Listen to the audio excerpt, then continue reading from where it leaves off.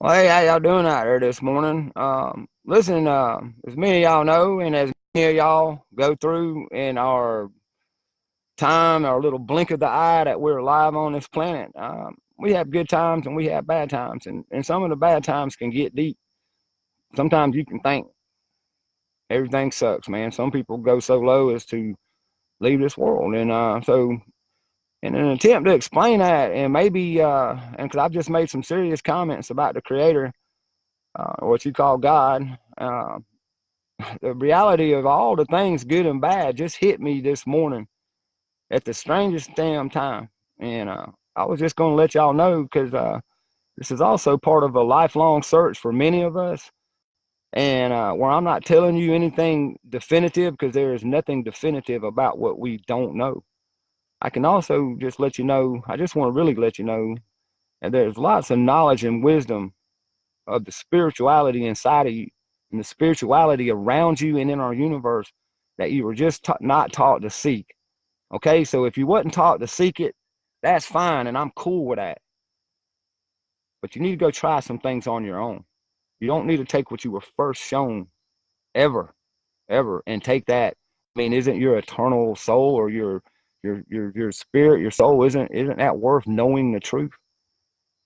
Well, let me tell you a little bit about some truth right here, and you're not going to like it, and you're not going to like it at all. But I hope you listen, as a brother and a sister, as another spiritual being, bebopping around this big universe. I just hope you listen. Y'all know I've been going through a hard time. Big deal. It's life happens, right? And it's called life, and I've been learning a lot from it. As a matter of fact, and I'm actually looking forward to some things. I've learned to twist things after 54 years on this planet. To take the lemons and make some lemonade is what I am. I'm a lemonade maker, and I always will be. But because I question a lot of things, and I do believe in the Creator, and I do believe in this Mother Earth as being a creation. So I want to get that straight right off the bat. But with all the things going on, I ain't been sleeping well, and I woke up and I had the little tablet thing beside me. Got a little bitty low light on it, and it shows the time, and it was 3:36 this morning. And man, I had a pee. I've been having to pee a lot lately at night. So I walked out to my outside my hooch because I didn't bring me a jug or a bucket in. I usually keep my bucket in, so I had to walk out on the cold dew because it's really dew-ridden ground, but it's unusually warm. And I stepped out on the porch and up here up on my meadow, and the grass felt warmer, or the warm water almost. So I'm like, wow, this feels good. I ain't got nothing better to do. So I walked up to the top of the meadow, which is just about 30, 40 yards away. And it's got a beautiful view, y'all, because guess what? There was not only was there not a cloud in the sky, there wasn't even any of the Kim crap in the sky. So there's the beautiful Milky Way. The Big Dipper's just starting to go down underneath the mountain and point out to that bright North Star. Of course, Venus had done gone to bed, and there was only a couple planets out. But man, just the Milky Way. And as I looked into the Milky Way, and you look into the Milky Way, you will notice these dark streaks. I've always called them black holes, but they're not black holes. That's just a black area, but there's no stars there. There's a lot of knowledge and wisdom in there. There's a lot of ancient um, self-giving power in there, because the only person ever going to give you power is you. Right? So I'm sitting out here and I'm needing a little power. So I'll look up in there. This is my belief system, and I'll look up into what I would consider one of those being positive and the other being the abyss. I've always figured the abyss as a creation itself. So I'm looking into the abyss, and I look up there, and I'm cocky because the grass is warm, and there's a hurricane brewing, and I feel the mother strong, and I feel like asking broad, bold questions. So I look dead into the abyss, right there into the belt of Orion, and I said, "Why do you exist?" And when I was talking about why do you exist, I meant the abyss, the hatred, the murder, the rape, the infanticide, the destruction of a planet for greed and for resources and all these things, y'all. The evil of the earth, the evil of the universe, but especially the abyss that Friedrich Nietzsche talks about. Be careful when if you gaze into the abyss, because the abyss scares back. The epiphany of all of that hit me at once, and I got it right then. You stare into the abyss. It's like staring into the mirror. We're looking at ourselves, y'all. All this time we give the creator all this damn credit for creating this and creating that and doing this and doing that. No, we do it. And I've been knocking on the door of this all my life, and it hit me looking into a dark place in the belt of Orion, into the Milky Way, into the very universe the creator created himself, and asking him, because you know what his answer was? The abyss, I guess. The answer, it just laughed at me. It laughed at me. It says, why do you exist? See, and that's when it hit me. And you can call me crazy. You can call me what you want. Everything that has happened on this planet that is evil, mankind has done. We are the abyss. But in saying that, and I'm not going to say that we're the love, because love is like soil and water coming together with the right nutrients in a seed to make a plant. That's love. It's giving. It's going to be there whether the plant lives or dies. That's love. So the planet had love and growing, that type of love, natural love, without us. So everything bad. You see, it's because we think it. But we think it, then we do it. I had a boss man one time, man. I kept, every time I'd say, like, oh, man, this is going to happen, and something would happen, and he'd be like, Bill, you ever heard of self-fulfilling prophecy? And I'm like, what are you talking about, man? But I went home and looked it up because he pissed me off. A lot of times we research things because people, they scare us. They tell us things we fear. They tell us things we don't want to know, so we got to go prove it's wrong, and then we see it's right. And we're like, wow. And that can be life-changing, and this was life-changing for me. I went and looked up self-fulfilling prophecy, and y'all can too. It's when you think something and you make it happen. It can be bad, but it can be good. It's the abyss. It's the fucking abyss, y'all. Abyss. We stare into it. We can look and see all these things that happened before us. Because, see, that's the other thing, too. I've always been like, well, why is it this way all the time? Because we're born into it. Why don't we change it? But we just get beaten down over time. There's so many of us, and these systems that they've made are so big. These religions and these gods and these politics and these governments that they've created are just so big, and we spend a whole lifetime. Some people spend a whole lifetime voting. 10 voting cycles is 40 years, right? You vote every four years, so it's 40 years. There's half a lifetime spent just figuring out the political system was a lie. You get it? And most people don't start voting until they're 18 or 20. So there you go. You see what I'm getting at now? So you hit 60 and you realize, wow, that didn't work. So most people get near death and they realize the things that they were taught, shown one thing about God, creation, the soul, the afterlife, who we are to each other, how we, all people, not leaders, not governments, not churches, not the creator, not God, we change things. We make wars happen, not the government, because we're the soldiers. You get it now? We have been able to change this all along. It's been right there in our face.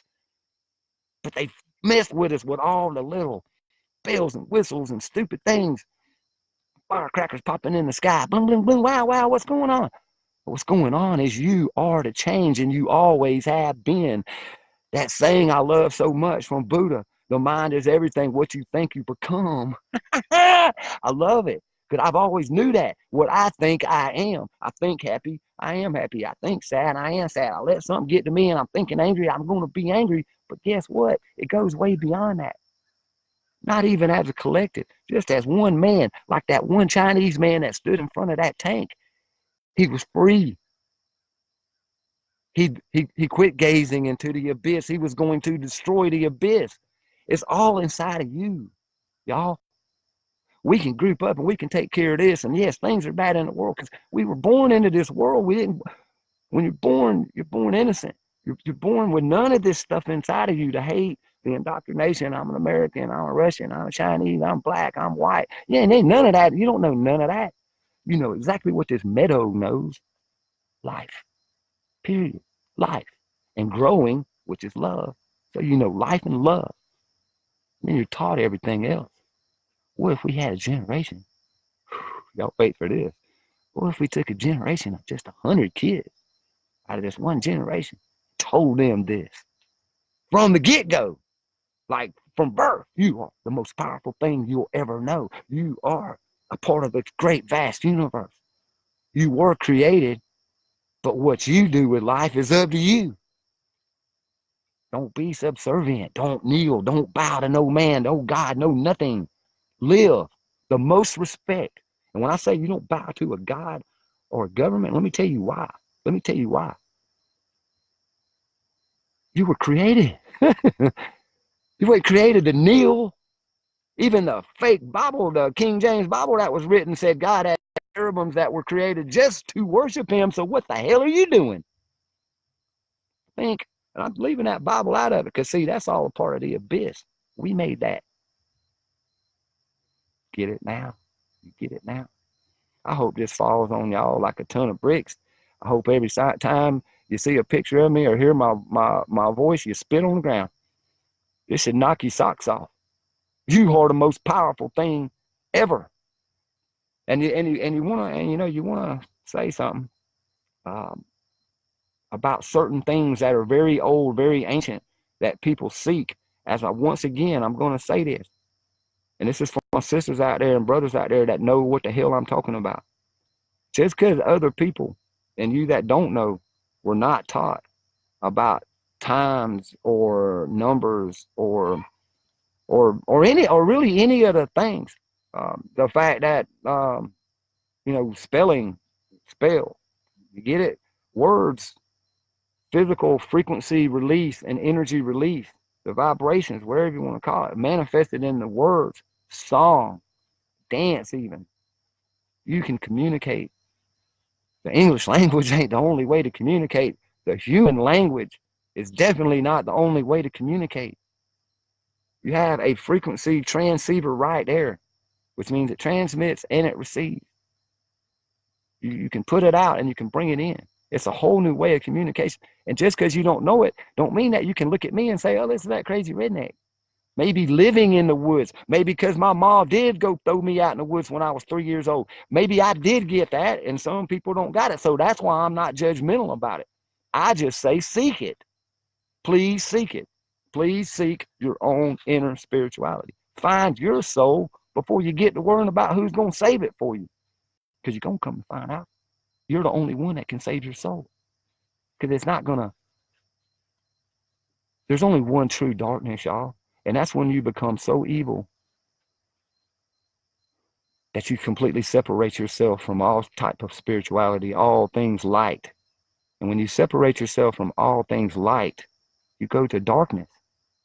I mean, that's just the absence of light is darkness. Some people say it's the absence or the separation from God, but it's the same thing.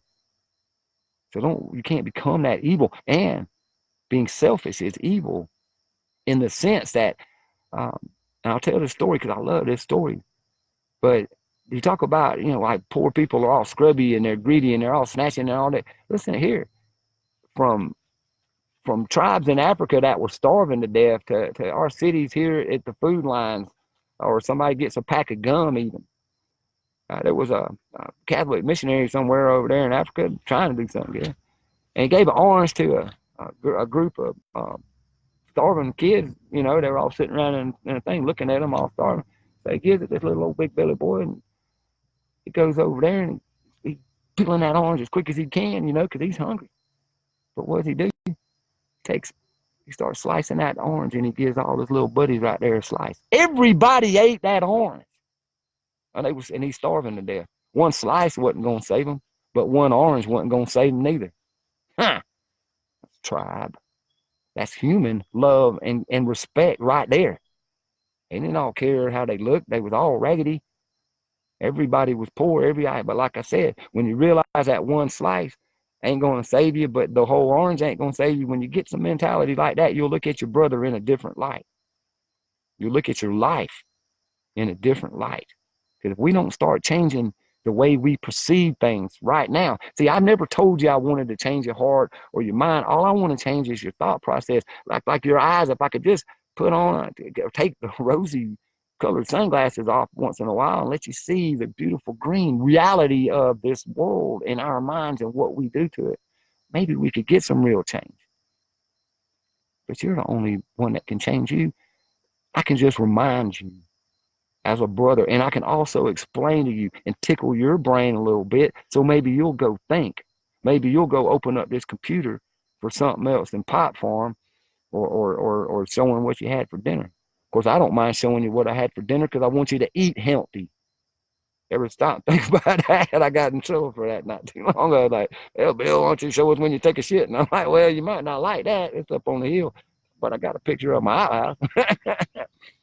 The thing is, y'all, early this morning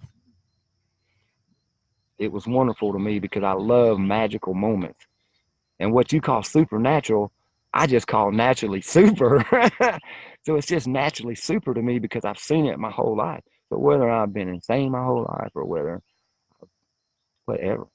it is true comfort and peace. I'll tell you that as brothers and sisters that seek peace, because I know many of you do. It's true comfort and peace. And once again, it's free and it's always there for you. You don't have to go build a Stonehenge. You don't have to go put some chicken feathers in with some frog legs and mix up something crazy. You don't got to say no voodoo chant. You don't have to pray to God. Open up your eyes under your own beautiful universe and look into the stars. Look into some of those places that are just completely black and ask your questions. Not the talking point questions. Not what the Bible says ask for. Not what the Quran says ask for.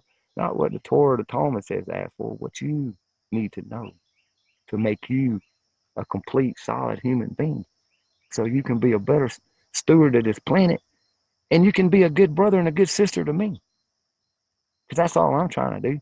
So I'm going to just live it by example and maybe you'll see it. But I think sometimes, especially in these days when everybody's talking about the end of the times and the second coming and blah, blah, blah, why don't you ask about that? Because I'll ask you one more time before I get off here. Ain't your eternal soul worth knowing? Do you want to get up on Judgment Day and not have the right answer on why you did what you did? Are you going to really look into a creator and justify why you let other creations die? Because you were fooled? Is being fooled at the end an excuse? I mean, because the Christians told me basically, I can go up there and say, oh, I see that you're really Jesus now. It's too late. You denied me on earth. But getting fooled ain't no excuse. Ignorance of the law, ignorance of God's law is no excuse. I'm not trying to belittle that. It's just that's crazy because it keeps you a servant when all along you're the most powerful being you'll ever meet. You're the strongest leader you'll ever know. You're the most beautiful person you'll ever look in the mirror at. It's you. Now that might be crazy, but that's a truth. That's a truth of Brother Giddy, and there are some beautiful truths out there, y'all. There's some beautiful truths. That's one of them. That you are a part of something bigger than what you think you are. Get in touch with it. Seek it. Seek it now, because it's a coming. The things you don't want, the things I tell you to not live in fear about. You wouldn't live in fear anyway if you were connected to it. There you go. How about that? I love you. Peace. Man, don't live in fear.